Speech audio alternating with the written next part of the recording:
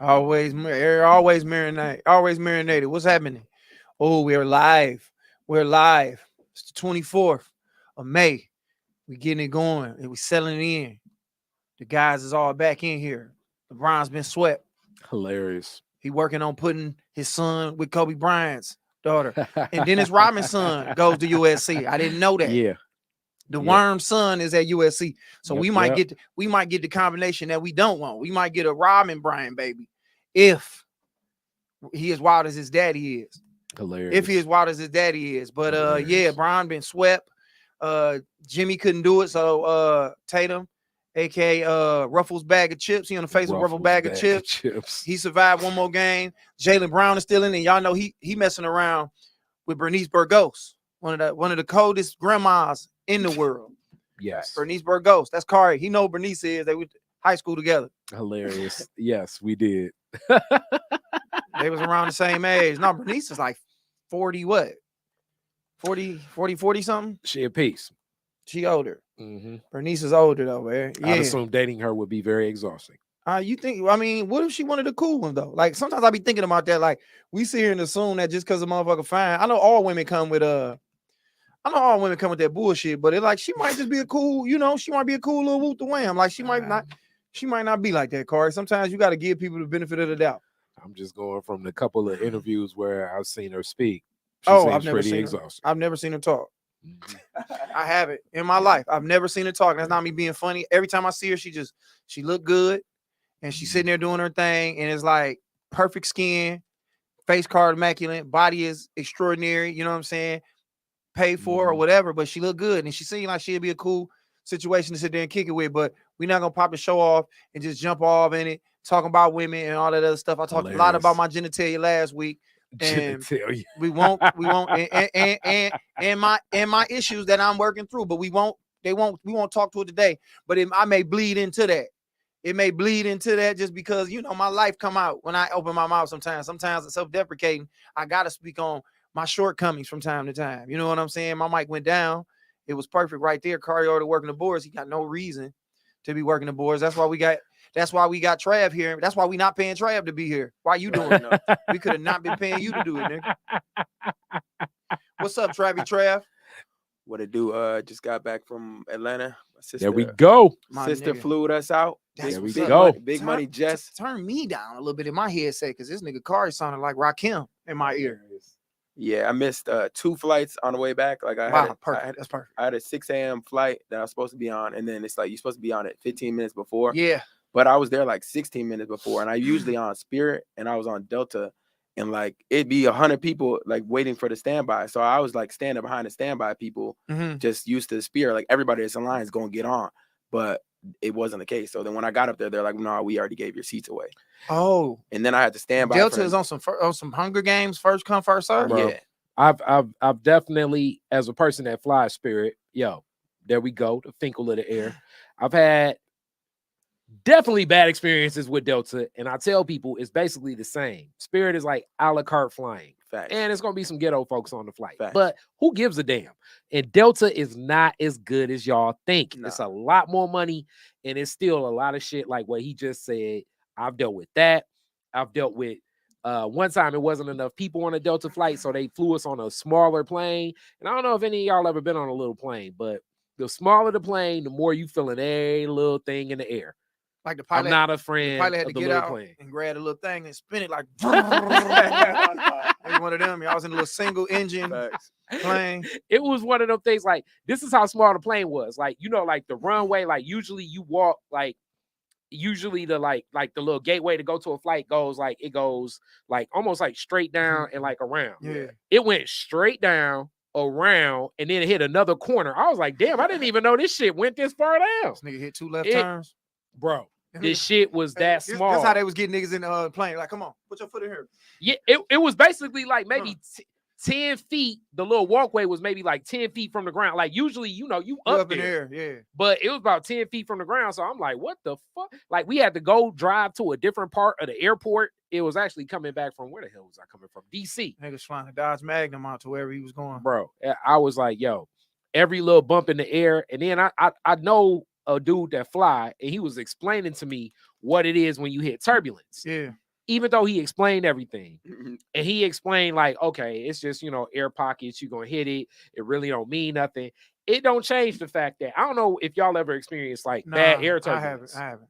Bro, that is some of the scariest shit on earth, because you sitting there, you really can't do nothing. You in a flight, and then it's just like, and then you look at the other people across the aisle, and you be thinking to yourself like, all right, I don't want to look like I'm the most scary person in here. And then the other people just be sitting there looking like, if the people like this, it's cool. But if the other people like, oh, and then people start praying, you be like, oh shit. Yeah, it's them potholes in the sky. I never hit one. Every time I get in a plane, I just assume I'm a dad though. Like in my head, I embrace it. Like it's like it can happen. When you think about flying, like we shouldn't be able to do it. So it's like you up there, once they close these things, it's like, all right, bro. It's almost like I just say my little prayer and I shoot my little whoop the winds to everybody I give a fuck about. And I be like, nigga, if I don't make it out on the other side, or we go through a wormhole and then I come out and I'm in 5 years have passed and niggas like, where you been at? I'm like, nigga, I just got off Spirit, nigga. They're like, nigga, 10 years have passed, nigga. Your daughter is 25. I know. Like, I be thinking about shit like that, dog. But the funny thing about me, I almost missed my flight because I went to Atlanta too to see my daughter recital.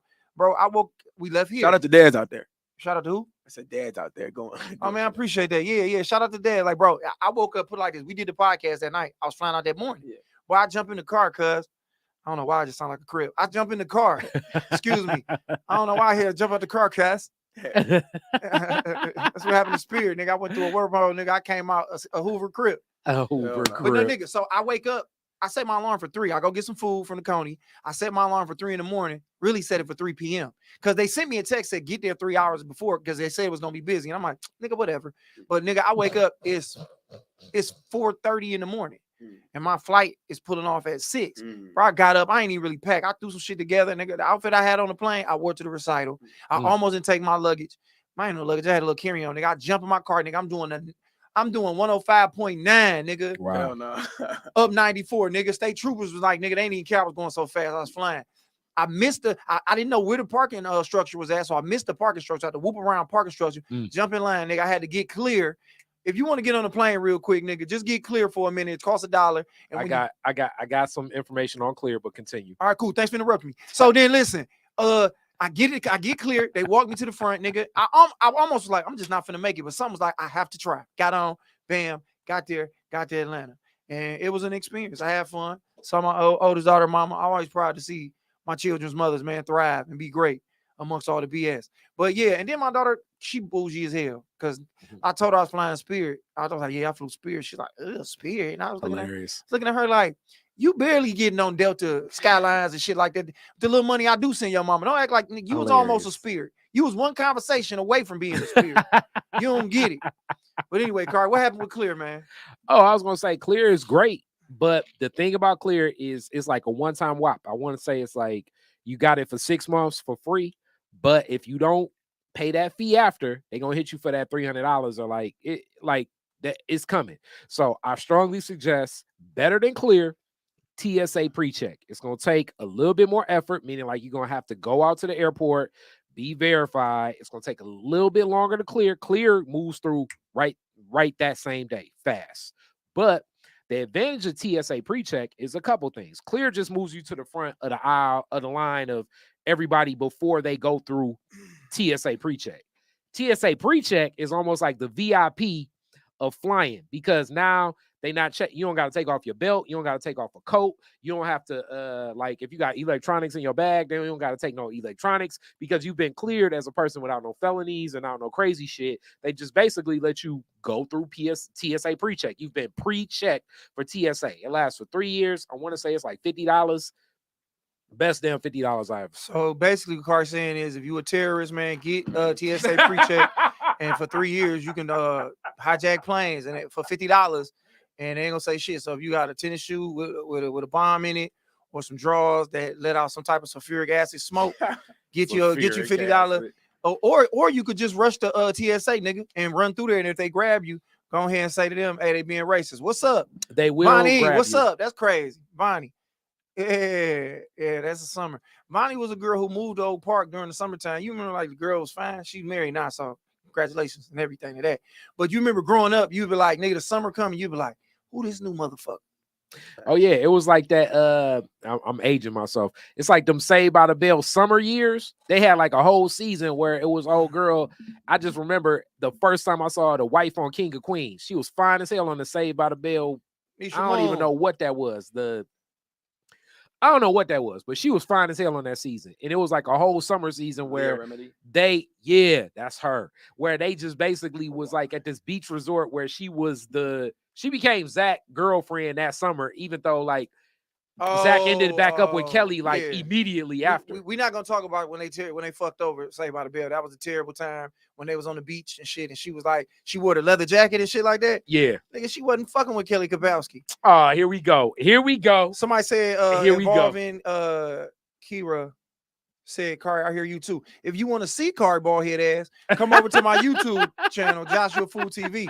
Vonnie said, you stole my bike too. Don't think I forgot. I totally forgot about that. You was bike thief? I mean, nigga, who wasn't bike Wait, no, time out. We ain't co-signing bike thievery. My nigga, in the summertime, we live our lives, nigga. You know what I'm saying? The summertime. You sound like a criminal. Yeah, that's what we did, nigga. It was New Jersey Drive in Oak Park, nigga. New Jersey Drive.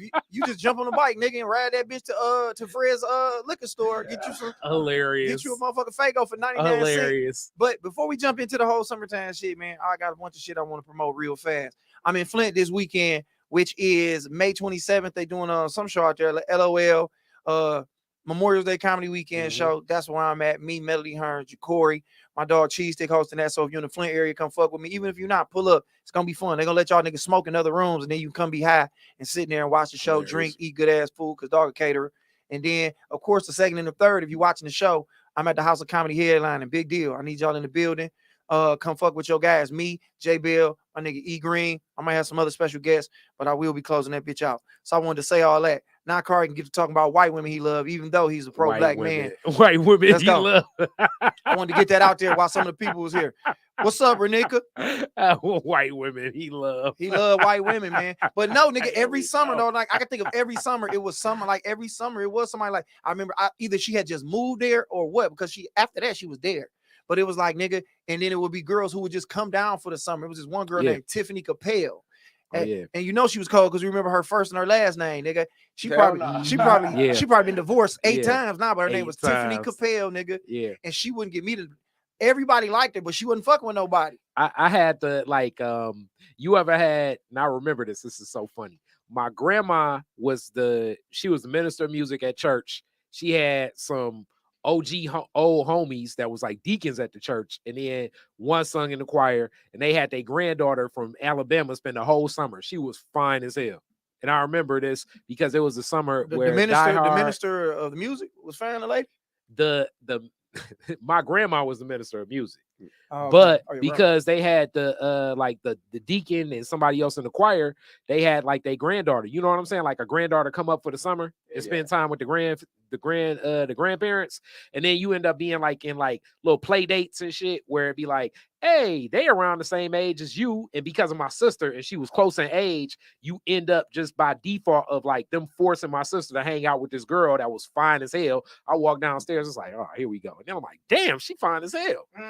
Is she remember her first and last name fine as hell? Yeah, she definitely is. But I don't even want to last name. I don't even want to go there because I don't. But okay, it was what's the name? Nisha Moon. No, it was like Stacey Greer because the Greers, and then they had like a lot of. I had a Stacey Matthews. Shout out to Stacey Matthews. She be on here sometimes too. I had a Stacey Matthews. I don't ever think she got married. Her last name Matthews still. Hilarious. Nigga, since we was kids. Nigga, I don't know. Women keep their last name nowadays. Stacey Matthews, nigga. Yeah, it was this one girl. She came down. Oh, nigga, what's crazy is Mina Monroe. Like, nigga, she was a motherfucker who came in the summertime, like who every nigga wanted. She had some big ass titties from the jump, like them hurt. Like nigga, she came like we was in middle school, and nigga for real, we used to be on Sterling Court around the corner in Oak Park over there on Scotia, nigga. And I don't know if niggas know her real name, but I know her real name. She was the rap. Her name was Katie Kaboom, and then her real name, nigga, Marquita. That's her real motherfucking name. But her, but her industry, you know, but her name now is Mina Monroe. And I remember when she came in the summertime, nigga, Dirty D, and nigga, we was like, who the fuck is this? And little did I know she would be the owner of a club on Tubi, nigga. You know what I'm saying? Hilarious. And niggas used to be on her head. And Hey, remember like where it'd be so weird because like different dudes be like, man, I don't like her. Then they be pump faking. Then you be seeing his bike like in her driveway and he like off the porch caking and you be like, damn, what he doing? Like, what's the angle? Like, is he kicking it or he being cool? You know what I'm saying? You try to ride over there and be like, what up? They be like, no, yeah, this ain't even that, nigga. We over the building. Get your weak ass on, nigga. Be like, yeah, we about to go to the store. Walking with a girl to the store when you in middle school was that like how heavy of a date was that? That was a big deal, nigga. I remember walking my first girlfriend, Courtney Cook. The first and last. Yeah, I mean, nigga, back in school, you knew everybody first name. If she was like that, if you called her by her first name, she wasn't cold. Yeah, first name, it was Courtney Cook, nigga. She had a, I think I told the story, nigga. She had one of them first down jackets that were like this one, this color, like nigga, it was like real see through, like nigga, it was like nigga reflective. I remember I walked her to the crib, nigga. Now that was my girl, and then she used to date this nigga named Eric Royal, who was the quarterback for the Trojans. Damn, y'all got me going back in my bag, right? Nigga, Eric Royal played quarterback for the Trojans. Then he went to Ferndale and became the quarterback for Ferndale. And then I became the quarterback for Oak Park. That nigga beat us with a Hail Mary. But anyway, they ain't got nothing to do with nothing. Eric Royal was a real little cute nigga, look Indian. Hilarious. And I'm just a little skinny nigga who looked like Usher, but Usher wasn't shit back then. So it didn't mean nothing. And he had on Jordans, and I probably had on some regular shoes. Hilarious. And yeah, Courtney, I walked her to the house, and nigga, after that, we was together. That's a commitment if you walk somebody to the crib. Commitment. Then you had to walk her to the corner because she had really good parents. You gotta walk her to the corner. What's up, Ernesto? You say, hey, brother. Let's read some of these Facebook messages. Hold on. Nisha. What Nisha say? Nisha Moon. Hey, y'all. Finally have a chance to check you out. Yeah, you come on the show one day. Come kick it with your guy. The big deal. Go down to E Green, that last one right there. What my boys say. What's up, Riri? It's a Stacy from middle school that I smashed still to this day. And we went to middle school too. Yeah, Stacy Matthews was one of them ones. Stacy from middle school. Stacy Matthews. What's up with Stacy? It was a lot of them. It's certain names that just like they kind of jumped off. If Stacy's was cold, Ashley's was like those all the aunties now. Like back in the day, that was Teresa, that was Vanessa. Yeah. You know what I'm saying? Now it's Latoya, it's Ashley, Stacy. Them all the women now, nigga. That's like, you know, they grown, they older, they, you know what I'm saying, they done live their life. You know what I'm saying? Now they sit at the crib with their little. What was your shawl on? Huh? Speaking of which, like as we talk about this back in the day, what was your method towards pulling the number? And then what was your phone etiquette like early on before you even really knew nothing? I don't remember that much. I just remember my method of it was like, hey, can I get your phone number? Okay. It wasn't no game to it. I was a kid. So it was like, can I have your phone number? And then how soon would you call? I mean, back then, nigga, I would wait for my parents to go to sleep, nigga. So I mean, I ain't had no real authority. I ain't had no way of talking to these hoes. So it was like, nigga, once my mama go to sleep or my daddy go watch the game, because you can't be on the phone and tie the line up like, who on that phone? Why ain't nobody picking up the phone? Because Josh upstairs caking with Stacy. I'm on the phone with Courtney Cook. You know what I'm saying? So yeah, it was real cut and dry, nigga. You see somebody at the park, Oak Park, you walk up and be like, hey, what's up? Can I get your number?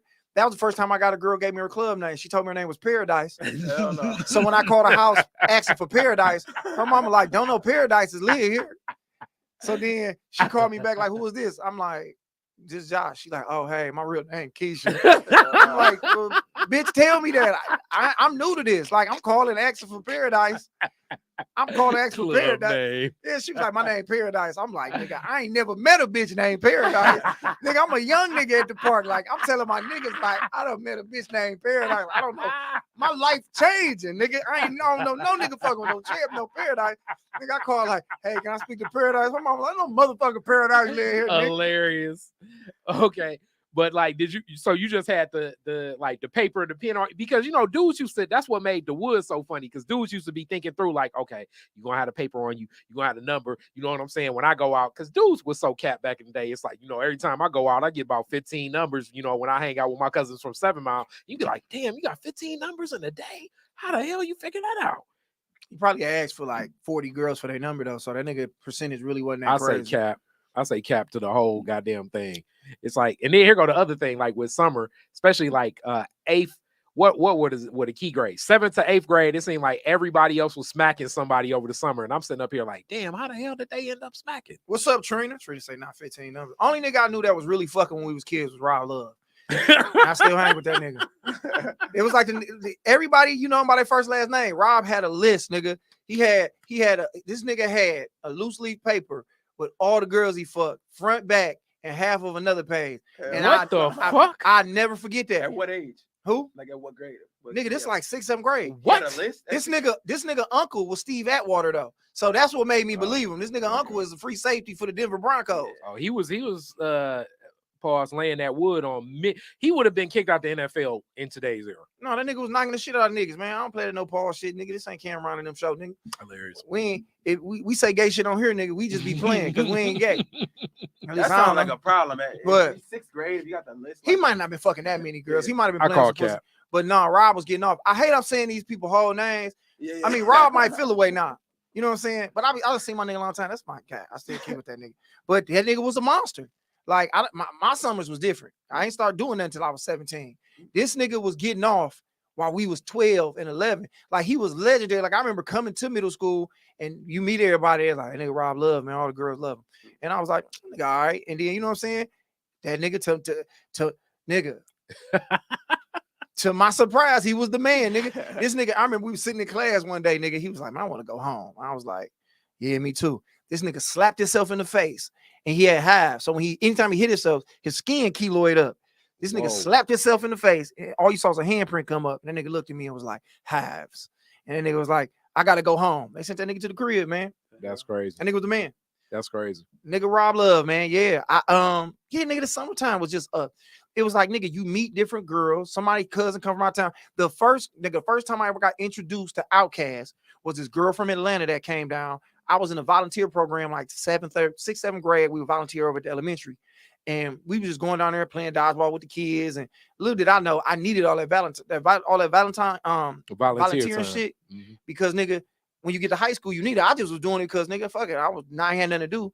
That's what helped me graduate with a 1.6. Niggas don't know that. Man. Hey, man, if you ain't got the grades, nigga, start volunteering in the 6th grade. I don't know if there's no 6th graders on here right now. Volunteer and get your volunteer time up, nigga. All right, it counteract your shit. Here comes scholar valedictorian Khary Fraser. Go ahead, tell him. Stay in school, young niggas. Yeah, do not get a 1.6, okay? You got a lot of other stuff going on thinking about more than goddamn volunteering if you're getting a 1.6. Look at me. And as a person that... Look at me. Look what a 1.6 got me. And look what a 4.0 got him. We in the same place. Okay, I never really had a 4.0 until way later at Northwestern, and I dealt with a 1.9 before. It's not a good space, brother. Not a good space. I got a 1.6 because I didn't apply myself, man. I ain't give a fuck about no school. But anyway, old girl came. Hilarious. She was from Atlanta. She had an accent, and nigga, a fat ass. And I'm a kid compared to her. Like she did. I'm in the 6th grade. She like the 8th grade. She came back and played us. The first Outkast was like, these guys from Atlanta. Da, da, da. I'm like, country bitch. I don't care nothing about what you're talking about. I'm hoping some Wonder Years shit finna happen. Wonder Years. I'm out there fucking these kids up with this dodgeball. Like nigga thinking she might like me behind this, man. But she was hitting some other counselor nigga who was grown as hell there. Like she in the 8th grade. This nigga 25 over there watching the kids. Oh my god. She was thick though. So if he went crazy, I couldn't even be mad at her. No, we are mad at him with that R. Kelly shit. No. Can't even be mad at that man, dog. I was gonna say his name because I remember it too, but I don't want to indict my nigga. He got to be 50 now though. No. Summertime was like that. I mean, we had just great summers, bro. Summer seemed like it lasts forever. Yeah, summer did. It seemed like it lasts forever, bro. Summer definitely did. I don't mean to keep talking like this, but I don't know if y'all niggas know stories like this, but I remember going down south.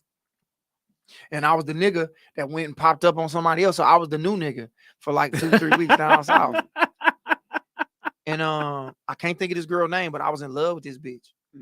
She wasn't that bad if you can't remember the first last. She was, but then you're right, she wasn't. I can't remember that name, but I was in love with this bitch. Me and my cousin all was down in probably about a week. And nigga, I was on her head, bro. Like I liked her so much. My cousin knew Emil, fat ass. And he seen I liked her. He went, put his arm around her, was walking with her. I just started crying. Hilarious. Damn. I was sitting there crying. Then I remember my cousin came over.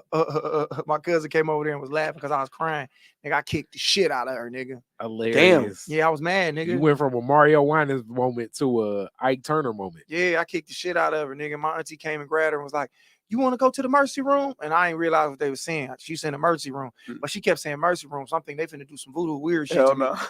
And it wasn't that bad, but nigga, years later, as I got grown, when I moved back down there, a girl had like 8 kids by the time I got back down there. So she had some good pussy. So I knew what I was doing. I knew I was thinking as a kid. Okay. I didn't know why I liked her, but I was on her head. I can't think of her name. I used to remember. Ridiculous. Because I came home telling niggas that was my girlfriend. Ridiculous. Shout out to Mississippi, Philadelphia, Mississippi. Ridiculous. She probably on here, so I'm watching. Ridiculous.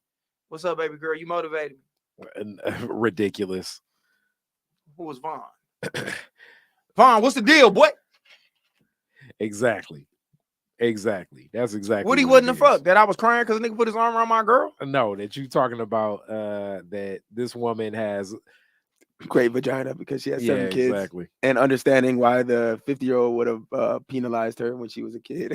Oh no. That was another thing. He wasn't that much older than her. If she was in the 8th grade, old girl from Atlanta, when I was doing the volunteer program, dog was probably about like 22. How old was she? Damn, he was. I mean, he was a grown nigga though. Yeah, so he R. Kelly there for sure. Put it like this: I don't know if she was in the 8th grade. Okay. She could have been. Could have been. She was a minor, regardless. I know she was close enough to where I felt like I had a chance if if I was a super talented artist signed to MCA or something like that. If things lined up, it's like you thought you was gonna get the inkwell moment. Yeah, you know, I thought I was gonna get mine on. She's gonna introduce me to the new Outkast album, Equipment Now, and then nigga, every time I hear it, nigga, I think about it like I can start a book like that. But yeah, man, sometimes it's just one of them times, bro. Like going to the fireworks and everything, because you said the bitch had good puss because she had 8 kids, and I said, what the fuck? Because that shit makes sense. It do though, Vaughn. You know what it is. Like nigga, when I went back down there, I was grown when I ran down there. And I remember seeing her, and nigga was like, "That's old girl, man." I can't remember her name because I remember her first and her last name. Oh, it was something Stribling. Hilarious. It was something Stribling. Because it's only a few names down in Mississippi. Like everybody, like, oh, you a Adams, or you a Johnson, a McAfee, or nigga the running back nigga who was down there who played football for Oklahoma, was one of the best running backs. Dupree. It was only a few names that turned around. Everybody was damn near nigga. It was like 8 or 9 clicks, and it was all family and shit like that. I think she was a Stribling. Yeah, I remember when I went down there, they was like, that old girl, nigga. She had 8 kids. I think she had like 1 or 2. She had more than I had at the time. So nigga, 1 was like 8 to a nigga like me. But yeah, actually, one kid was like 8, like when we was like 16, 17. Yeah. You know what I'm saying? It was like, damn, she got a kid? Like for real? Fast. What's so funny is chick I went to middle school with, when we got to high school at King starting out. 1.9 days. Shout out to King. I went to King too. Oh, KC. All right, there we go. So when I started at King, one of the girls from Halle came through from Halle to King, and she was pregnant. And it was so weird because I didn't know what was up. And people was like, you know her, she pregnant. And I'm like, no, she not. I went to middle school with her. We was just on stage. And I'm like, when did she get pregnant? Mm-hmm. Summer can be a lot. Yeah, nigga, that's summer. Summer can be fun. A lot can happen during that summer, nigga. Once you get out and you making moves, bro. Like I said, it just like the cast and characters all changed. Like y'all start hanging out, you out at all times of the day. Like you start going to parties. Like when my man got his car, bro, we was just like girls. We were just pulling up on girls. Like I remember this one time, me and my guys got catfish. All right. So this dude we hung out with named Diamonds, right? Somehow he would just meet girls and get their phone number. And he would take one girl and flip her girl. So if he talking to her on the phone and I'm with my cousins. Oh, what's your cousin doing? I'm gonna call my boy. He'd call me on 3-way. So now I'm on her girl. We have never seen none of these girls. Like nigga, I was in a full-blown relationship for a month with a bitch I've never seen. And we didn't have no cars, we didn't have the internet like that, so we couldn't see each other. So we just really on the phone fucking it up. Man, me, Booney, Damas, Finn. He flipped one girl into 3 other girls. So we all was in relationships. We all of us talking to them on the phone. Nigga, like, man, we finna go. That's how it would be. We finally jumped in the car to go visit these motherfuckers. Ugly. My nigga, 4 of the ugliest bitches. Like, and no disrespect. I'm not the I ain't out here to act like I'm the coldest nigga in the game. But nigga, when I say it, it was like, what the fuck? Like, wow. And the thing about it is they dropped me off over my house. You know what I'm saying? So my niggas was like, we're gonna drop you off and come back and get you. So I'm like, give me, my nigga Finn had his daddy work cell phone and he had a phone. So I'm like, give me your daddy work cell phone. And just in case, whatever, but I'm gonna go over and see what's good. Nigga, they let me in. I seen all the girls first. So it's almost like I made first contact. Like, whoa. So I seen my nigga girl. I'm laughing like, damn, nigga fucked up. So then I see Finn girl, then I see Diamond's girl. I'm like, damn. So in my head, I'm not thinking mine fucked up. I'm thinking these niggas, oh, I didn't know, nigga, that birds of a feather flock together. Wait, how'd you know whose was whose though? Like, because she said like, oh, let's say old girl is fucking Janae. I was like, oh, what up, Janae? Like, oh, shit. It's Thomas. Yeah. Then I'm looking at all this Brittany. That's Boonies. So I sit down and my girl, her name, fuck it, nigga, her name Rodria. I should have known off Bill with a name like last that. Name? I ain't no last name. You see, I ain't give you no last name. Hilarious. Once you establish not to be good, your last name matters no more. You just her first name. And I'm sitting there waiting on her to come out, nigga, and she came out, nigga. And they sounded amazing over the phone. But it might have been our little 7th, 8th grade minds. Seventh, 8th grade mind. I was sitting there, nigga. I'm like, yeah, but I'm still trying to be cool. I done put my best little outfit on, nigga. I'm sitting there. Oh my God, nigga. I ain't no texting, so I get on the phone. I call these niggas like, come get me, man. Was that before Friday came out with the Janet Jackson? I don't know.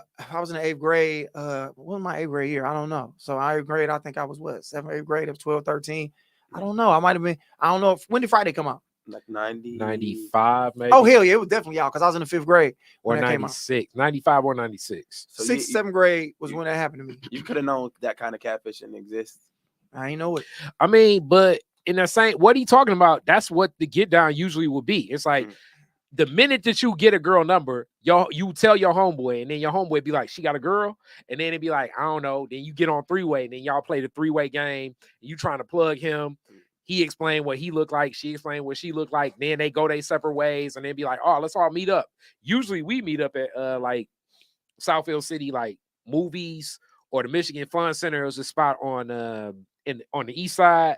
When we had a car, we'd always go to the Butterfly or what. I don't know why we would call that shit the Butterfly. Golf and games. Yeah, niggas called it the Butterfly though. But we always called it the Butterfly. Like it was certain spots you was going when you was younger, and we picked a lot of places to take the bus. You ain't never took shot to Freight. Meet up with a girl. I've never fucked with the bus for real. Like my nigga daddy was a bus driver. I think that's the only time I ever got on the bus. I take that not as a kid. When I was grown, nigga, I had to do what I had to do. But as a kid, no, nigga, if I had to go somewhere, nigga, my people took me. Or my nigga Finn had a car. Shout out to Finn. Oh well, then hey, you was in the driver's seat. But yeah, we was some starting with the decks of the bus everywhere we needed to go, even if we had to go like downtown, and figuring out the bus route to like get to a girl on like deep east side house. That's a different type of commitment, brother, where you had to figure out the connections, where you calling your homies on the east side, like, all right, she stay on like Shoemaker, and then they'd be like, all right, well, you got to hop this. When you get downtown, make sure you make this connection and that connection. Then you trying to think like, okay, I hope the bus route keep going and where things go. And then it's like that adolescent mind, you trying to see what you can get going. It's like, damn, how long do I got to stay over here and what's going on? A just said the building was shaped like a butterfly. That's why they called it the Butterfly. I never knew that. How did you know what the building was shaped like? Did you have a drone? That's interesting. Yeah, sky level. Yeah, she said shaped like a butterfly. So I never knew that. That's very interesting. Hold on, what Crystal say? Let me see what Crystal said. Skateland was one of them spots too. But where did we meet the thing about the roller rinks, you had to watch them roller rinks because obviously like Northland and stuff like that, the dudes that lived in those neighborhoods, it was kind of like you was kind of like stepping into like Crip territory or something. Nigga. So like the only time really we would go to like the skate parties was when somebody we knew was throwing a party. But to just go to Northland and just think like, okay, I'm gonna pull something. Nah, you're gonna run into a whole lot of trouble. That was always the thought process. We were centralized, so I guess we went to the AMC over there on Greenfield. I guess we will meet up there. Southwest City. We kept it kind of like Oak Park centric, nigga. Like, you know, I was Oak Park nigga. So anything that went down, everybody go Oak Park. I was come near. We kick it there, do our 1-2 thing at the basketball court. Or like I said, if we found out, like we would just at one point, once my nigga got his L's, we had his mama Lumina everywhere, nigga. We was like, nigga, it's got to be some at this VFW hall over here on 9 Mile and Telegraph. Let's drive by. And we'd just walk in the party. Oh man, you got me thinking about like the high school parties during the summer would be wild as hell. The WIA hall, like you say, the VFW hall. It'd be like them the dude dancing crews and shit. Yeah, and all the FBI and all them dudes, where like the dude dancing crews would do these parties where they be doing like jit circles and stuff, and then you would have to navigate that realm.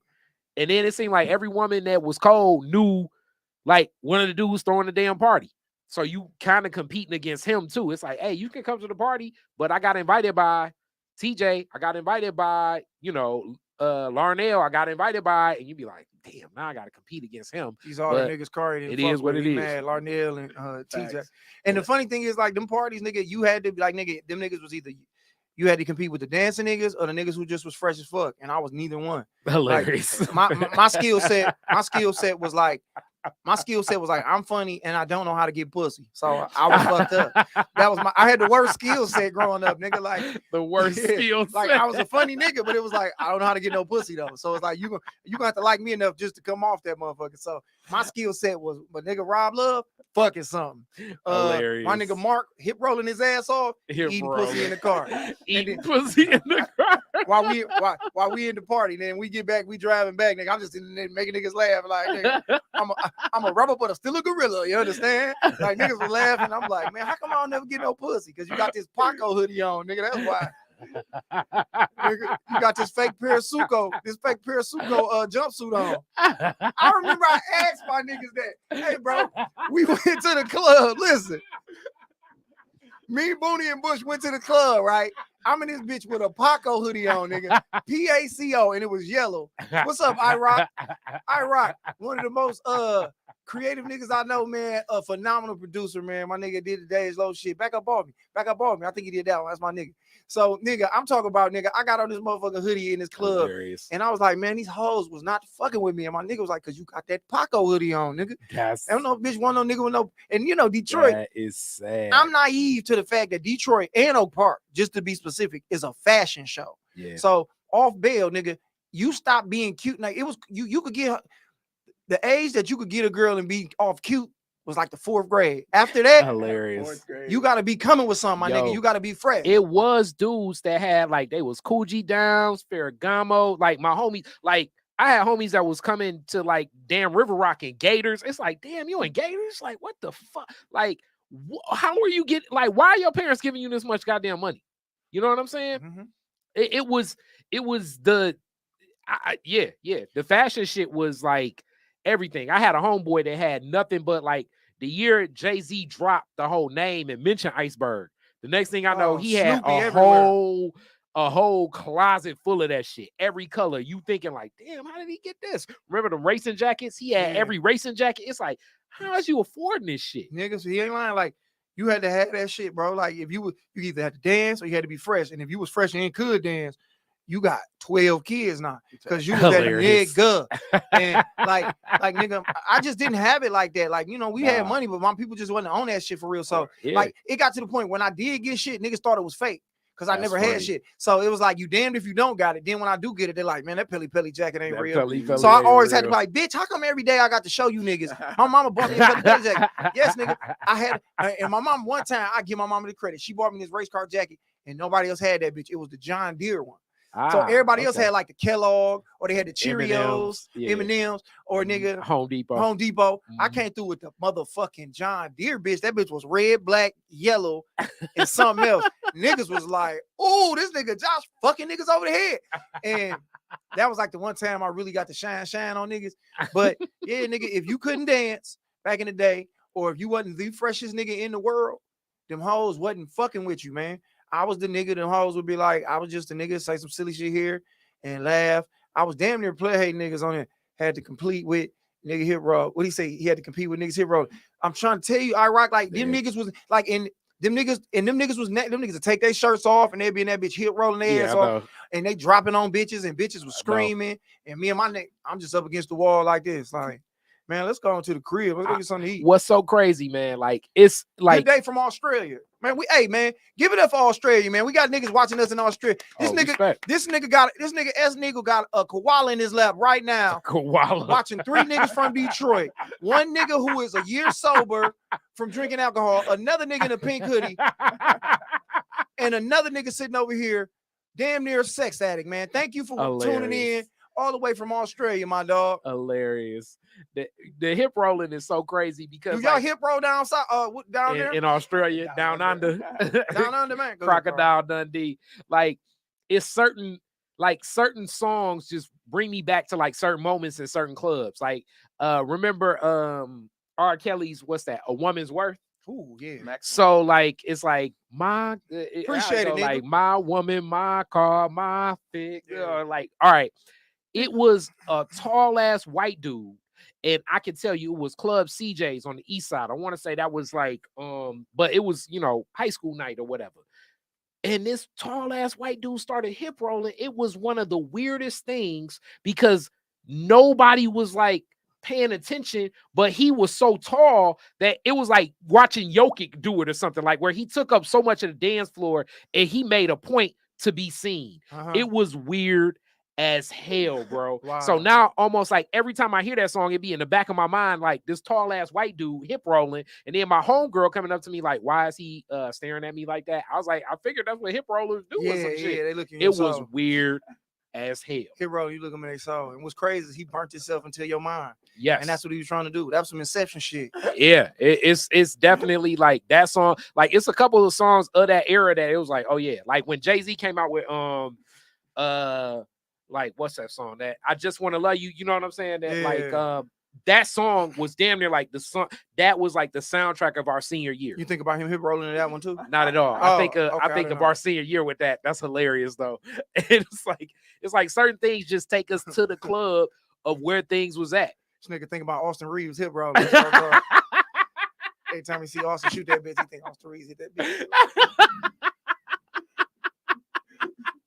Them niggas always used to hit roll. Niggas used to hit roll. How them niggas used to hit roll like down there?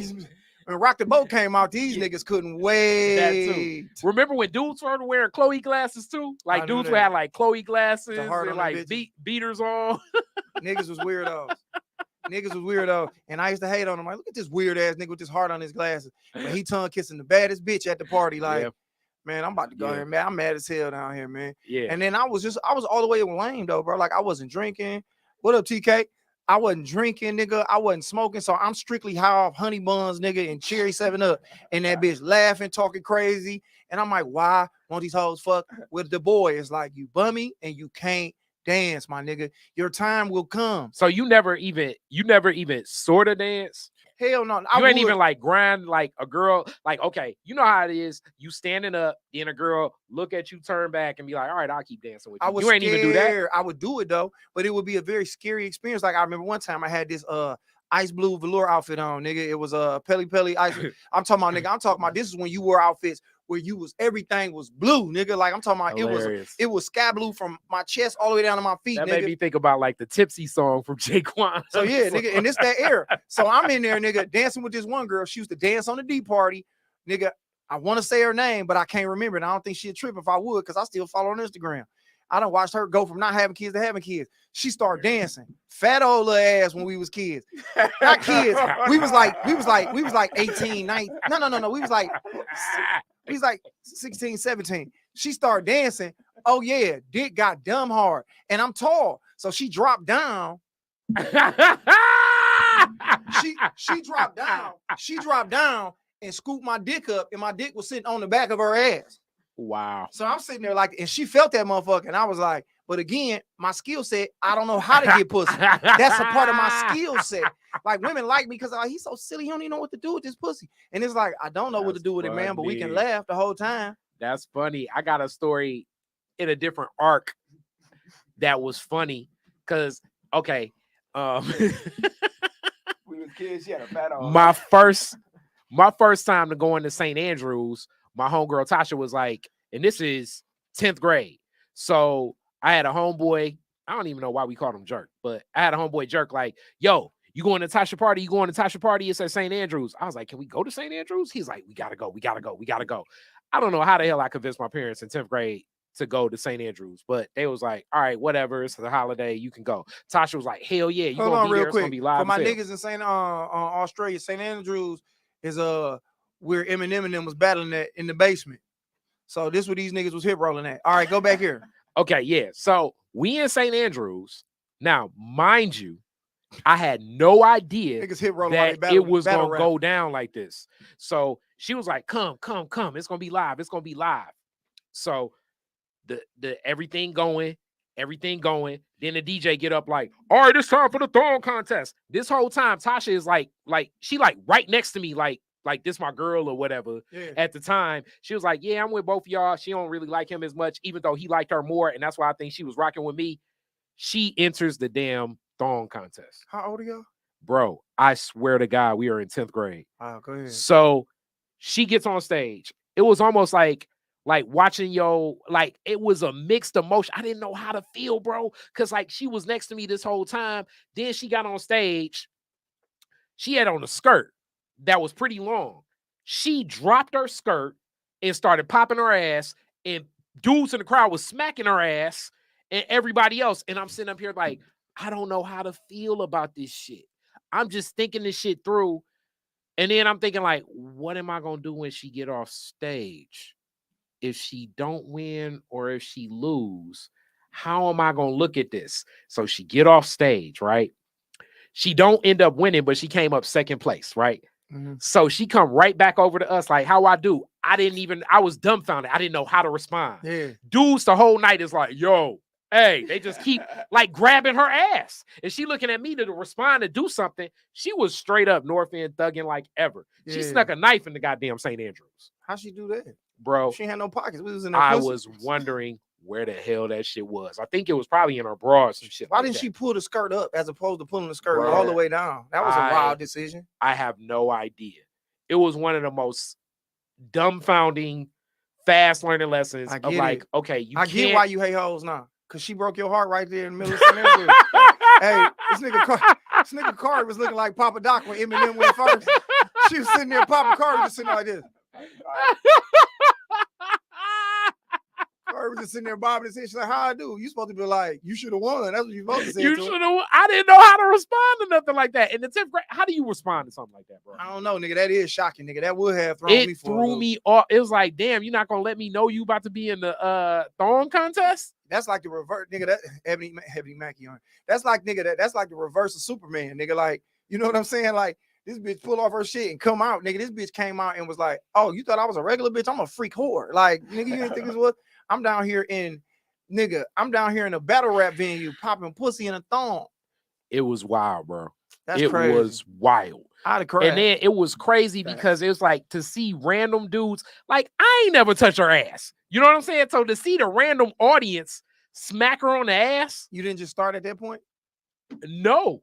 Because I didn't know how to respond. I didn't like the same way, like you ain't have I didn't know where to start, where to end. I know it definitely is something that was like, yo, this shit is wild as hell. This nigga Khary sitting there, she on stage, and nigga Bushman like, everybody give it up for old girl. And slapped on the ass. Khary sitting there looking like Papa Doc, like, nigga don't know what to do. Dennis Archer up there like, give it up for this young bitch up here. Everybody slapping this young bitch on the ass, nigga. Khary sitting there like, I like to walk you home. Hey, watch out, young nigga. Let me see this motherfucker. It was basically like this little young bitch thick as hell. It was basically like that, bro. Damn. Crazy as hell. Crystal bro. said he cried in the car. No, he cried on the bus. These niggas was in the 10th grade. Bro. That was that was no car. Imagine you ride the bus to go kick it with your crush, nigga, and Al Nuke out there grabbing her ass on stage. Bro. You know what I'm saying? Wild. Bizarre eating your bitch ass out on stage at St. Andrews, nigga. Wild, bro.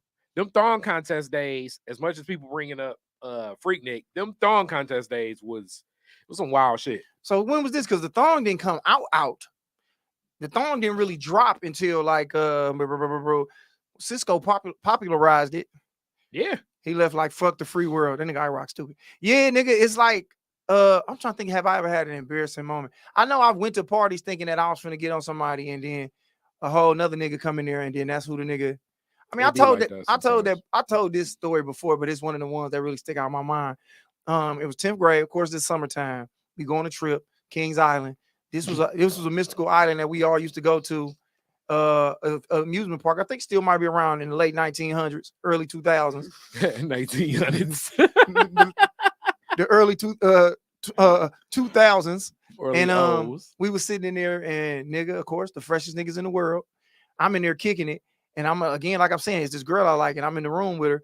We all in our hotel rooms, ain't no chaperones. Nigga's supposed to be fingering somebody. Nigga, me and my nigga on the bus. I'm just on the bus like this. The whole way there, I'm like, nigga, I'm finna use these this weekend. Nigga had to tell me, like, you know, my nigga was like, nigga, you using two? I was like, yeah. They like, why don't you go here? I was like, oh, nigga, these bitches. Nigga, it was wild. So we get there, we in the room, everybody in the room. I'm in there. Being the funny nigga, of course, but still, I got funny in my motherfucking tool belt. But guess what else I got? not knowing how to get no pussy in my belt. Every time, nigga, I pull the funny shit out like, yeah. Then it's like, all right, what else I got in my bag? Oh, yeah, I don't know how to get pussy. Then here come two niggas. Now, being the funny nigga, I got the room right, nigga. The room is right. I done opened the room up good. Here come the two fresh niggas who, of course, they know how to get pussy. They pull that out like, nigga, we got this in spades. Next, you know, it went from me and two girls to three niggas and two girls and one nigga on the floor. You know what I'm saying? Rapping Juvenile while these two niggas up here playing with pussy in the bed. Matter of fact, it was three girls in there. I take it back. Three niggas and three girls. One nigga in the bed with two girls, another nigga in the bed with one girl, me on the floor talking about I'm a rapper, but I'm still a gorilla. You understand? Hilarious. And these niggas in there. Hilarious. And I remember going in the other room. I going back to the hotel room. My nigga Booney was in there. He's like, so what you do? I was like, smell. He was like, I don't smell nothing. I was like, yeah, let's go to sleep. Nigga, I went to sleep at 7 o'clock. Nigga, like, man, we just gonna go to the amusement park, bro. Hilarious. Yeah, man. I didn't know how to get pussy, man. Nigga, I'm gonna tell this to we always end up talking about pussy. It's whatever, man. We 50 minutes into this bitch. I remember first time I was finna lose my virginity, right? I snuck this girl to the crib. My mama went home. And she was a little rat. I remember too. I had no business trying to hit her. And nigga, I was like, fuck it. She was on my head hard. We get to house. Big old fat ass. Fat ass, Travis. Fat ass. She was a kid. We was kids, nigga. We was kids, nigga. You act like motherfuckers had fat ass. You don't remember going to school, girls with fat asses? Yeah. I'm a pedophile for recognizing a girl had a fat ass when we was kids. No, I think it's just how you combine it like early. Like she had a fat old ass. We was kids. We was kids though. Yeah. Fat ass fat don't matter what it was, True, nigga. You know what I'm saying? True. Pinky ain't just get that fat ass. She had it for a while. So we downstairs in the basement and we trying to get in. I done turned some music on and I never forget because Just In Case came on by Jaheim. Yeah. So I'm in there trying to hit, but I couldn't find a hole. Hell no. Yeah. So I'm in there and she just laying there to the side. However, she just laying there and I'm trying. And at this time I'm trying to use condom because nigga, we got sex ed class. So I'm like, and this bitch is singing Just In Case. I'm like, can you stop, bitch, and help me? Like, you know what I'm saying? And she was like, nah, nigga, figure it out. I was like, man, I can't figure it out, bitch. So I just started talking shit. She laughed. We got up, left. We walked back to the school. Nigga. That's funny. I know how not to get no pussy. That's funny. Nigga, I'm Michael Jordan of that. Or Michael Jordan of that. yeah, nigga. If it was a parlay, they like, well, what you think the chance of Josh not getting no pussy? They're like, oh, I bet 100 on that. Nigga, over under on 0. Nigga, that's over 100. Nigga, that's 250 plus. Hilarious. That's 1,300 up, dog. Hilarious. Trav, for you, because you younger and the social media game was going, like, did you have to develop your social media game before your in-person game? Like, how did that work for y'all? Hold on, not even that. What was summer like having social media? Because that's a good question. Because social media, like, I feel like it kind of fucked up the kind of summers we had. Like, you didn't know who you was gonna run into. You kind of, if somebody said they was gonna be there, they was gonna be there. Now it's kind of like, so how did social media? What was your summers like being a nigga who grew up with social media? I mean, I feel like I wasn't really partying or nothing like that in high school at all. Like, I think what about my middle school? Just your interactions, like summertime type shit. I mean, I feel like I was broke as hell, not really doing shit. Like, I don't know, like I caught the bus to school and stuff, like 2-3 buses to school, and I wasn't really outside like that. Like, I don't know, I wasn't in like no team parties or nothing like that. Yeah. So like I didn't really start like talking to girls until college, getting on girls until like until college, and going to like college parties. And I would just like get drunk really and like just shoot unlimited shots. So I was good at getting numbers, but like similar to you, I feel like I didn't have the secure like effort until like probably my second or third year. So you missed all the summertime. Like the shit we talking about was like, because I didn't go to college. So but I would go do college shit in the summer. But it was like I had our interaction with women, girls, high school, middle school, trying to make shit shake, figure it out. You didn't have that. You jumped off in the straight up like, nigga, I'm going, you know what I'm saying? Yeah. Well, were there high school parties? Because like what we're talking about, I guess you're right. It's like a whole different culture. Maybe that just didn't exist. You know what I'm saying? Like, were there? They definitely did. House parties, hotel parties, and shit like that. Like, but was it like dance crews and people like in renting halls and the party going down? Like, okay, this is usually what would happen. A girl be fine as hell and it'd be like, I'm about to do my birthday party, right? And then it'd be like some promoter from like the dance crew be like, oh, well, you can do a birthday party with like, really, I guess that's the same thing grown people do. It'd be like 25 girls doing a birthday party that's all Leos, and it's happening in August. So it's like, oh, we going to that shit because she invited us. It wasn't nothing like that. It was stuff like that. I just wasn't. You wasn't invited to those things. I went to you. like homecomings and stuff like that, but I wasn't at no 25 Leo's party. See, Khary grown though. Like that's some grown Hilarious. shit. I didn't have that. Yeah. Like I had girls being like, we throwing a hotel party, and somebody big sister would be have a room next door, and then niggas would come in, and then she got a crown on, and then they're here rolling, and you know what I'm saying. So you come in a hotel, and you know you're gonna come sit on the bed, and everybody looking weird. And it used to be this one hotel that looked like it had an upstairs and a downstairs, and that motherfucker was in Southfield. I already know what you're talking about. Which one That's is it? The Marriott? No, Ramada? It's like the Inns and Suites. Ramada Inn and Suites. Yeah, that's exactly what it is. Because they used to stop niggas from getting that bitch. Mostly because they knew that you was gonna do some wild shit. Because it was damn near a condo, but a hotel condo. Airbnb, nigga. That's all it is now. So it's like, nigga, it's upstairs or downstairs. Somebody be throwing a party, you'll get in there. And nigga, like he said, you'll go in there and it's just girls, people you don't know, east side, west side niggas, everybody too young to be in there, and the chaperone fucking over there doing her thing, got her nigga. And now it's just a grown ass thing. Yeah. Like, nigga, we was because the chaperone was like the cool cousin. It was like the cousin that's like 24, that's like, shit, I remember when I was your age, I was doing dumb shit too. So they really ain't chaperoning unless something really jump off. Yeah. But it'd be like one crew, like if especially like that girl, it'd be like one crew of people that's like you and your dudes, and then it'd be like some other dudes that you'd be like, who the hell is that? And then parties like that would be like random people. Dewan be like, yo, shout out Dewan. So Dewan be like, hey, there's some shit going down. My homegirl throwing something. They'd be like, all right, we can pull up. Yeah, man, how deep is you? I don't know. It's just me and Tom Fountain. He'd be like, yeah, pull up.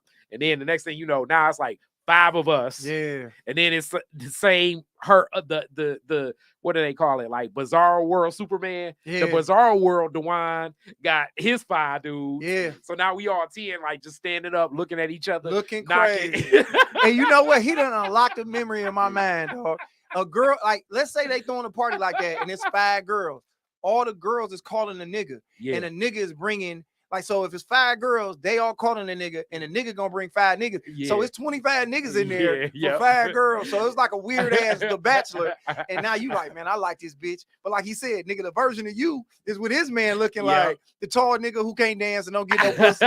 So it's like you looking at this nigga like, I ain't gonna get no pussy either. Like, nah, I ain't gonna get none either. So we might as well just sit to the side. Like, and so the party is just like, nigga, it would be more niggas. That's why it always blow my mind that they say it's more women than niggas. But at them parties like that, it would be more niggas than girls. Yeah. So you sitting there, nigga, 6 girls, and it's 40 niggas in that bitch. Yep. And everybody standing look awkward like.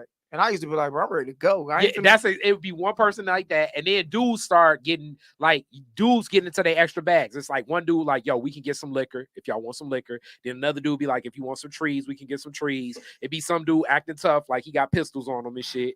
You know, like all the little ways of a guy trying to get attention from a peacock, woman. Nigga. Yeah, like then the dudes that dance would start dancing. Then the dudes be like, hey, y'all ever played this version of whatever game it was? You know what I'm saying? So it'd be like all that competition. Then somebody usually logically say what Josh said, like, yo, can we just dip? Get the fuck on. And then also it'd be that dude like, yo, we can go get some food. Like whoever the guy that can run and do the most favors, it's almost like now the women are picking and choosing who gonna do what for what. Or you the lame nigga who do all the ripping and running while the other nigga is playing with that pussy while you shoot to whatever liquor store it is. And they be like, we finna cut the lights off and play this game. And it's like, man, I ain't finna be in with you niggas. Cause niggas get to fighting in that bitch, dog. Like, nigga, all that shit used to lead to just nigga. That's why they didn't want people renting that damn hotel. Nah. It was a lot of fights. A lot of fights. Niggas didn't shoot like that back then. Yeah. If a nigga got shot, that was like a nigga. That was like, when did this happen? It'll be some niggas fight. You'll get jumped. That can happen, but niggas really wasn't shooting like that. But yeah, the Ramada Inn and Suites right there on Evergreen. Mm-hmm. Evergreen, like, nigga, the lodge, almost like Evergreen and 9 Mile, no, like 10 further mile. Down. That's more 696 that I'm talking about. Mm-hmm. Where they built that little roundabout at, dog. But yeah, like nigga, you'll get that car, you like, let's get over there. If we hurry up and get over there, and then you mad at Finn, like, what the fuck? My mama just got all work. Nigga, it's gonna be them niggas gonna beat us over there. Like, you want to at least be the first niggas over there. That way you can be like, all right, nigga, let's see what is popping. If we don't like this, we can hit another spot because we all had a place set up. And we like, all right, they look good. Then we're gonna shoot over here and see what they looking like. You just wanted to be the first niggas. You wanted to be punctual so that way you could be like, all right, set the play up and fill the room out. You know what I'm saying? Mm-hmm. But again, like I said, nigga never really, it never went for me to where me and my niggas never really got off. I mean, but I don't think we ever really did either. But the thing is, we still would stay like in the mix, being around action or whatever. And then a few times when somebody would pull, this is the other thing. This happened often. You probably can attest to this too. Somebody in the crew, we 6 deep. Somebody made a connection, and now you stuck at wherever that spot is while he continue building. Sometimes that somebody was me. So at that time, it was like, hey, DeJuan, y'all just gotta wait. But then in the other times, it'd be like, damn, dude, we gotta sit up here and sit around and be, But when a dude is following through on his jumper, you gotta let that nigga shoot. Yeah. My nigga iRock said most we had to worry about was getting our wires snatched. We wasn't on buffs yet. So he was saying niggas was wired up then. Like, it was just a different time, bro. Like, nigga, I could just remember, dog, like going places, nigga. Like, I never went east. I was a West Side Oak Park nigga. Like, nigga, East Side comedy took me east. I never, like, that was a whole nother world, a different city, a different place. And nigga, I didn't even realize niggas lived on the east side till niggas start saying it. Like, Hilarious. if I just thought, nigga, I thought the world stopped at Woodward and came back towards the west side. Like, I didn't know what, nigga, that was like, nigga, on the Lion King, the Dark Lands, nigga. I can say this, but then again, Northwestern, and then the people I hung with when I went to King, it's like I was hanging around some probably what they consider more the street dudes at King. So it was some people getting shot that I knew. It was some people serving hard time. It was some wild shit, because this is something that I'm sure, as you talk about, you probably didn't do. The other thing is, we got older, especially Northwestern, we go to the West Warren street races. That was always dangerous as hell. I don't know why the hell we was up at like 2, 3 o'clock in the morning at the damn street races, but that's just some shit you shouldn't do. This nigga Khary was the Fonz back in the day, nigga. Nah, I was square as hell, just like I'm square today. I was just around the mix of where plays was being made. You know what I'm saying? So it would be some street shit from time to time. It was a couple different parties that I remember getting shot up at, where being there in certain situations, like the one I remember most vividly, it's weird because it's like the Tasha situation. It was this girl, she had on a skirt, she had on a thong, and she was dancing for her dude. And in the Indigo Ballroom is like this, it was like this hall, but like ballroom on the east side. I can tell you where it is. You take the Van Dyke exit, it's like right at like Harper and Van Dyke. It was there, right? So we there. Is they had glass up, like the classic old school bars and shit. I think it's still bars like that, but like where the ceiling, the top glass through everything. So his girl like just giving him a lap dance in the club. Another dude walked by and like slap her on the ass. They get to like arguing and scuffling. They get kicked out the club. My man that smacked her on the ass, he rushes back in the club. And this is where I had to learn, like, okay, if I hang out with these hood ass dudes, I need to know where the exits are. They bum rush back into the place. And this is the first time I've ever seen an AK. With the AK, they just start spraying. And the next thing you know, finding the exit became the most important thing. We had to like go through the kitchen of this place to run to find the exit out like this back door. We're running down the steps. And then I'm around, like, when you hang around like thugs or people that want to be acting like thugs, they like, yo, we can go back. We can go back. We can see what's happening. I'm like, yo, I'm trying to fucking live, bro. Fuck this shit. I'm going back to the dugout. It was the wildest shit ever. And then this is what's so crazy. Not on the news. Nothing. One of the kids got shot. He lived. It was some wild shit. This is like way too much to be dealing with to be going to a damn high school party. I remember TJ Coney Island at the fireworks, nigga pulled a gun out. That's the first time I ever seen that shit. We was in there, niggas got to going back and forth, and then the nigga pulled a gun out. And I was with Terrence Caldwell. This nigga had a navigator. I remember that. He was the man.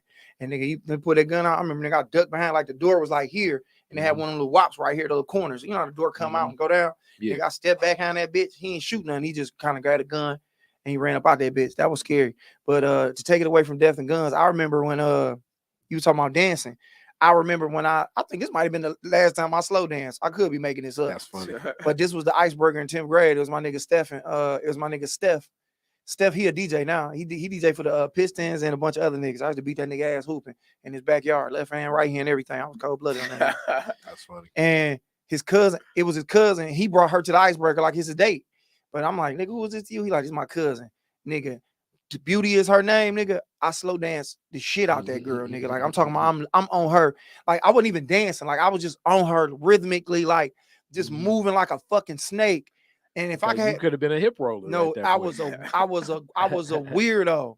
Hilarious. And I'll never forget that nigga. Like, and I remember that nigga. We danced that whole song, and then I was like,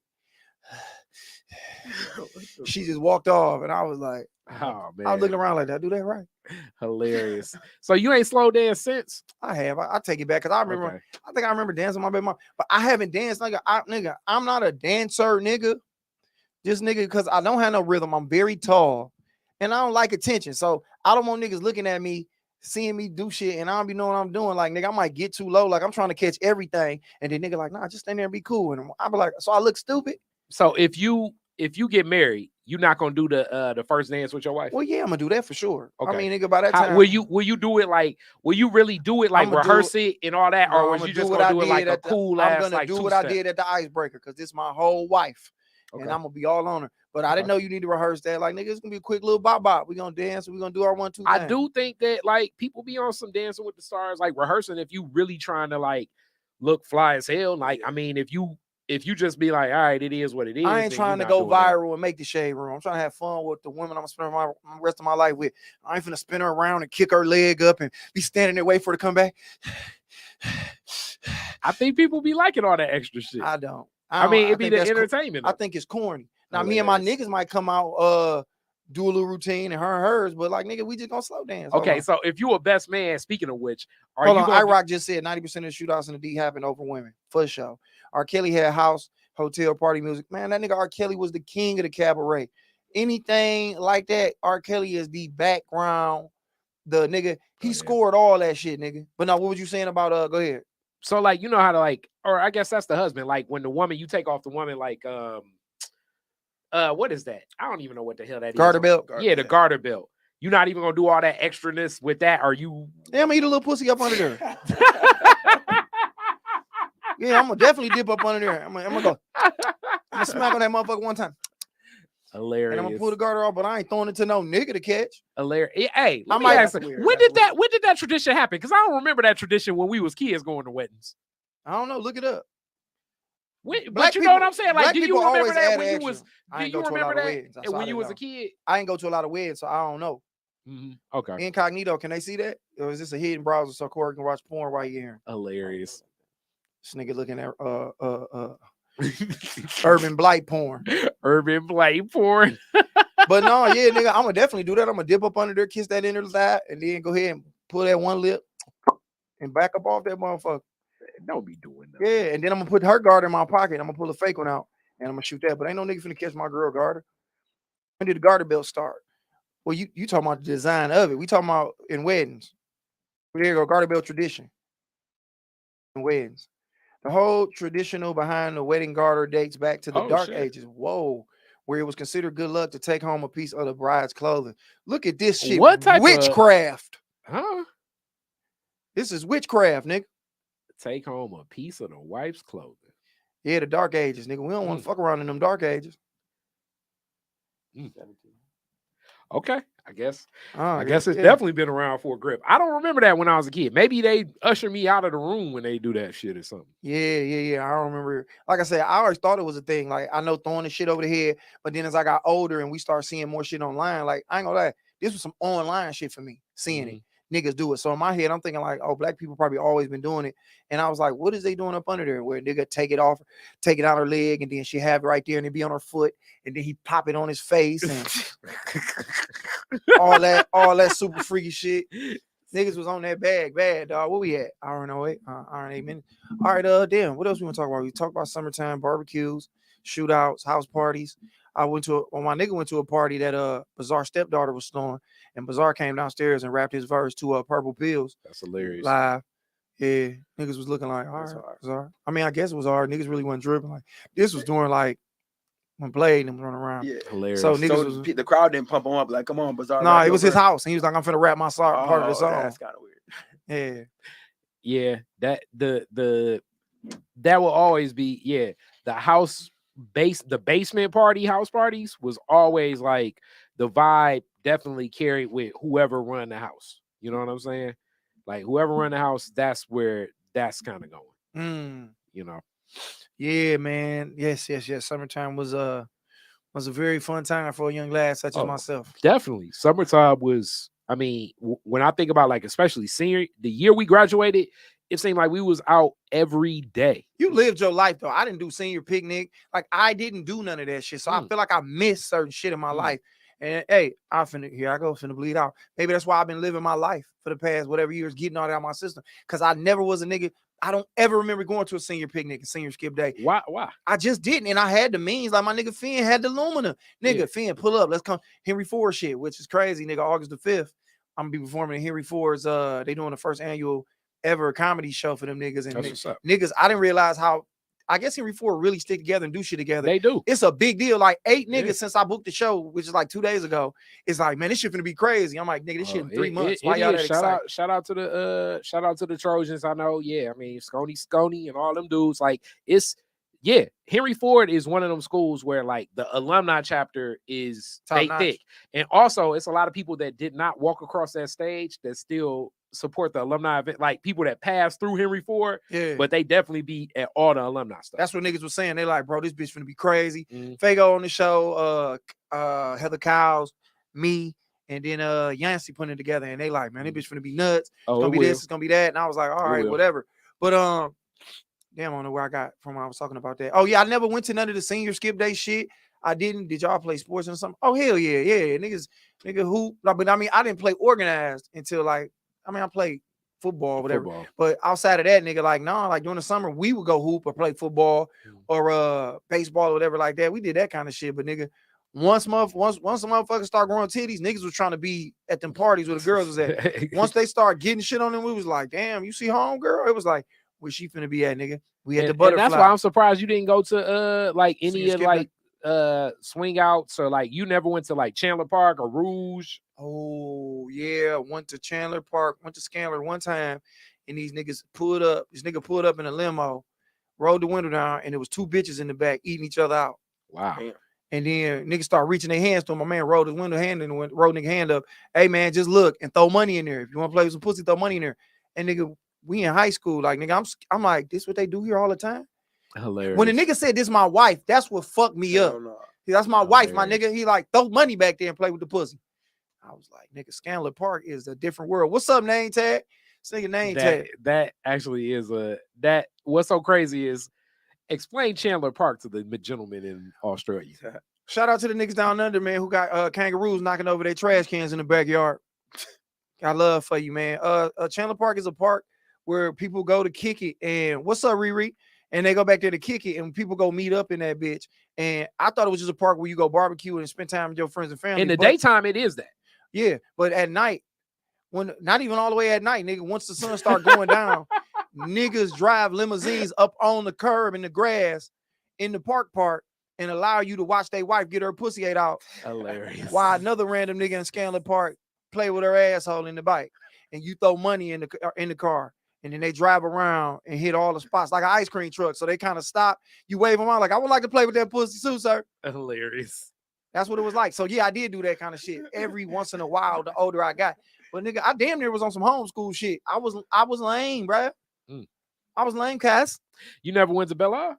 You wasn't on the rock? But not on that though. Like when niggas was going our age, I would go when there's some grown shit going, or it was like, all right, let's try to find some young hoes around here, and we would do the lap around, but it was never like. The stories you tell, nigga, like when you, Tammy Terrell,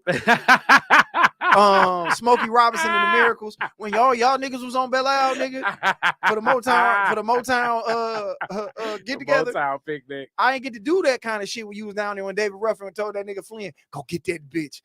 Cause you was talking too much to Tammy Terrell, like Carter was in that bitch face, like, I love your music, man. I don't like to be with you. I'm starting this thing called a podcast. She like, what's a podcast? It's the 1960s. Hilarious. Carter was trying to get Tammy Terrell a podcast, y'all, back in the 19. That's funny. The 1970s. That's funny. Yeah. We be on Belle Isle like because you know my ride wasn't Buick Century. My grandma ride. So like you park it like near the top of the strip, and then you walk the strip. You know what I'm saying? And then if you had something that was hot, worth keeping, you could park like in the middle, and then you know what I'm saying, work at that angle. But yeah, man, Belle Isle was. I want to say like damn near like every other weekend type shit. My nigga Rock said Belle Isle was freaky as hell back in the day. It was older niggas mostly. Yeah, them niggas ran it. That was their playground. That was their playground for sure. I want to bust this song now before we get out of here. It's damn 11 o'clock. It's this song I heard that it's a favorite song of mine by Neo. Can you just pull up the lyrics? We can't play it because we can't afford that money to license the music. The song is called "The Way You Move" by Neo, featuring Trey Songz, Mr. Steal Your Girl, and T-Pain. Your girlfriend's favorite boyfriend. Your girlfriend's favorite boyfriend. Yeah. This song is cold because Neo's known for a bunch of great music. Like Neo, my guy. Like Neo wrote a bunch of great songs, great music. He took one weird picture. We had that weird little hat on. He was looking like a steak. No, we don't need to put the lyrics up. We can't play it at all. No, the way you move. Just put the way you move, Neo. Yeah, Leah in the lyrics.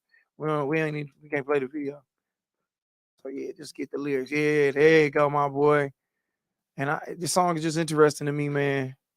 Yeah, so I can see these good little lyrics. It's a song. When you first hear it, it's The Way You Move. It's about a young lady that Neo is infatuated with. That actually, you know what I'm saying. She just happens to dance at a strip club. You know what I'm saying? Because shit was rough. So go down. Let me read a little bit of these lyrics. Let's see here. She's working at Onyx, but she says it's only temporary. Okay, hold on. I can't see the words. All right, just blow up the second screen, and then it'll be there. All right. Yep. Oh, and then it'll be there, and then I can see it. Yeah. All right, then yeah. So it says she's working at Onyx. It's only temporary. It's been 3 years and she's still here, and it's getting scary. She says she don't want to dance forever. I look at her in her face like, why? She's super sexy. Everybody want to know about her. The one that everybody want, but no one ever got her because of the way she get it. All the men, even the women, all try. So this is a song this nigga wrote where he basically talking this bitch out of to stay in the strip club. This nigga Neo is on some pimp shit. This girl said, I've been here for 3 years and it's getting scary. He asked her, like, nigga, she trying to get out. She's like, why? I never thought Neo would even be on this with them little ass hats on. You know how you listen to a song and you be thinking about it like, damn, this is a beautiful song. And then you like, wait a minute, this nigga trying to talk this bitch all back on the stroll. She been here for 3 years. She started off just trying to get her little degree, do her thing, nigga. She get a dental degree, nigga. She gonna get out here. She gonna work in the office and fix people's teeth. This nigga Neo like, nah, bitch, you need to stay here. Get this money out here in the street. Even men and women want you. And then lyrics like that just fucked me up because I never thought this nigga could do this. Let me see. Shorty's so incredible. And then he really got in his pimp shit. Body language. She's a poet. She's so bad. And what's so sad is that she doesn't even notice. Little mama understand the way you do the things you do. Nobody else can do what you do. And you could probably get whatever from whatever man, but shorty, do what's in your soul. But it'll be a shame to see you go. Where do we go now, Neo? To the top if you ain't afraid. Hilarious. This nigga Neo was on some real pimp shit in here, dog. Hilarious. You be thinking niggas write ballads and shit like that. Niggas can get in the bag and really get out here and get these hoes pimping out here like that. He said he's so sick of love songs. That nigga definitely did. That song to this day fucked me up. Shout out to Dominitri. But I will say this. Onyx is a location I will patronize when I visit Atlanta usually. So shout out to Onyx. It's still open? Oh yeah, brother. I ain't never know. I ain't never been down there and did no strip club shit. I've never had no wings. I gotta start living my life, bro. All I do is comedy and go to work and go to the gym and come up here with y'all. I mean, Magic City is more like it's a different vibe, but Onyx is more like I would call it the blue collar man's Atlanta strip club experience. Oh, the blue collar. So you can come in there and what? You can throw about what? $20 and have a good time? I wouldn't say that per se, but like Magic City, you're looking at a lot of money to be spent. Whereas Onyx, it's not even like really like, you know, ain't no VIPs or no shit like that. It's really set up for like more people from Atlanta, which is rare to find people from Atlanta, are going to be at Onyx. Magic City is going to be like almost, you're going to run into a celebrity in Magic City. Onyx, it also possibly may be a physical altercation possibly too, because it's really it's like in a strip mall. You know what I'm saying? It's just the biggest thing in that strip mall. You know what I'm saying? So you ever threw money? You ever made it rain? Nah, I'm not. I mean, I don't have make it rain. I don't have make it rain budgets or nothing like that. But I've definitely associated with those that have made it rain. And that was more like in that Jeezy era. But I'm gonna say, like, yeah, if you're gonna pick to go and just kick it and shoot the shit, and really, even like if you with a girlfriend or a lady friend and she cool and she want to go to an Atlanta strip club, I say Onyx is probably the one to go to. He said go to Onyx, man. It's the blue collar man. It's the blue collar strip club. So basically, you can take most of the women are bus drivers. They they work regular jobs. They hard working women. They garbage men. I wouldn't say that per se, but I'm gonna say like at Onyx, Like Magic City, I would say you're going to feel broke if you're not spending at least like $500 in Magic City. Trav, you ever made it rain? What I consider making it rain, like I would have put like $3-4 together and throw that up. But That's I'm funny. trying to get the efficiency, so I take $1 and put it on her. Yeah, like, you make it look. I did it. I'm only asking because I made it rain before on some old, and I wasn't at no strip club. I was at a regular club in the middle of the dance floor, and I worked at the car wash, so I would get a lot of tips. So I might have threw up about $30, $40 of ones. But the fucked up part is when I threw it up, nobody saw it, so I felt stupid. Because the point is to be seen throwing money. So I kind of threw this money in there, and then niggas was like, oh, all right, and I turned around like, yeah, and I feel like I don't have technique. Like the money sticks together when I throw it. If I put like it's gonna be like $5-6, but it's supposed to like spread apart, but it'll just be all in one clump and come down. And I'm like, I just wasted $6. Yeah, especially if you ain't got the crispy money. The crispy money will do a better job of spread. You got to ball the raggedy money up and kind of throw it. And raggedy money and let it explode like the kind of money we was getting. Like, hilarious. That car wash money. In reality, do that if you want to. But in reality, I think the best thing to do is invest in IRAs and strict on. And I was gonna say like strip club etiquette. We can almost do a whole show on it, but I would say find a booth, be with like about 4 or 5 of your friends. Actually, it's best to be with a woman too. Don't do it yet. Don't do it yet. We're gonna do that next. Oh, okay. All right. We'll do it because you're gonna tell me because I ain't never been before. I know you are a connoisseur of the strip club. So Khary gonna take us through a trip on the next podcast if we decide to do it next week. But the next one will be about strip club etiquette. Okay. And what we will do is that we will get one of Khary's favorite strippers in here too. To come sit with us and talk with us. I may you talking. I may actually get. I may shoot a bat signal. In reality, I don't know if I heard Trav did get hard up under the table. I don't know if actually if we do that, that's really the best way to do it. That is the best way to do it. Yeah, we can do that. We'll have a stripper on here and we'll get her perspective on it. And like Khary break it down, and that'll be a fun podcast. We'll keep it cool, keep it in pocket. Oh yeah, it's not gonna be no OnlyFans shit. It's really gonna be like the science of what I think to enjoy yourself, because it is not a brothel. It is also not a place where you're supposed to run into problems. All right. So meaning like, okay, if you do flash a lot of money, it's a lot of problems you can run into. Oh boy. You need to keep that shit buttoned up, but I'll lay it all out. There you go, y'all. So we're gonna do a TED talk next podcast with Khary. We're gonna do a TED talk with Khary about the strip club. So listen here, man. Get your ones out, get your ones ready. We're gonna tell you how to distribute the money. We're gonna tell you how to treat the etiquette, how to play it, how to come not be too thirsty. You don't want to be the nigga like Diamond. I always follow you home every night to make sure you get home. You don't want to be the over aggressive nigga treating her like a bitch. You ain't shit. You beneath me. No. Khary gonna teach you how to toe the line to how to be. Why the definition? Khary goes to the gentleman's club. When he in there, his vibe is gentleman's club. It's not no stripper, players club, freak nigga. It's real romantic. He gonna show you how to be romantic in the strip club. Yes. So y'all gonna tap on in. May 27th, man. I'm in Flint, man. Me, Jacory Hawkins. I think that's that nigga last name. Cheese Stick hosting, my girl Melly Hearns. Y'all can smoke at this show. If you're in Flint town, if you're in the area, Grand Blanc. What other areas around Flint, Khary? You used to sell drugs. Hilarious. I mean, really Sag Nasty, like right up the road. You know what I'm saying? So, like, when I think of Flint, that's what I think. I think Saginaw, I think Grand Blanc, I think, Saginaw, Grand Blanc, how, nigga, fuck it if you don't like niggas. Come on out, man, and find out why you should love niggas. Out in Flint, man, it's going down. Shout out to Loud Pack Meals. That's happening for real. And then, like I say, June 2nd, June 3rd, the first weekend, LGBTQ month, they have me headlining the House of Comedy. So I must be gay. And I didn't know it the whole time. Hilarious. So I'm coming out the closet June 2nd and June 3rd. Yeah. Obviously, they know me better than I know myself because they booked me. I don't know what's up with that. But 3 shows, man. 1 Friday, 2 Saturday. Me, J Bell hosting, my nigga E Green. J Bell hosting? Yeah, I got J Bell hosting. I love it. Yeah. I love it. And E Green coming all the way from Houston. He coming from Houston. So we're gonna kick it with him. And you know what else I want to do? And I was talking to Khary about this. We're gonna do another mashup before, I don't know when. I guess it would have to be this weekend of the Finding Claire Huxtable and the Josh Adams podcast. We're gonna have E Green on, we're gonna have Maceo, and we're gonna chop the shit up and we're gonna kick it about what's going on. And then just to promote the show some more. So yeah, I got that 2nd and 3rd. And I'm doing on the 9th, I'm doing the show with Charleston White at the Garden Theater. Me, Jay Will, and Cookie. My bad. I fucked that up. So yeah, I got a lot of shit going on the next 4 weeks, man. So if you're looking for Josh should be somewhere to be saw. Khary, pink sweater, what you got popping? Hilarious. Same old, same old. Y'all already know we keeping things going. I got a big announcement coming soon. What else is happening? Just more creativity and everything. Keep rolling. Trav, Nothing. Yeah, Hilarious. man, that's how we like it, nigga. Khary, he ain't got shit popping. As long as you ain't got shit popping, you gonna always be here. So I like that. But Hilarious. glad you back home from your trip, man. Got back safe. Safe travels. Everybody's where they supposed to be. If you on here, man, I'm glad to see y'all again. I'm very appreciative of y'all, man. And drink some more water. And shout out to Neutral Bay, man. That's what I'm gonna have.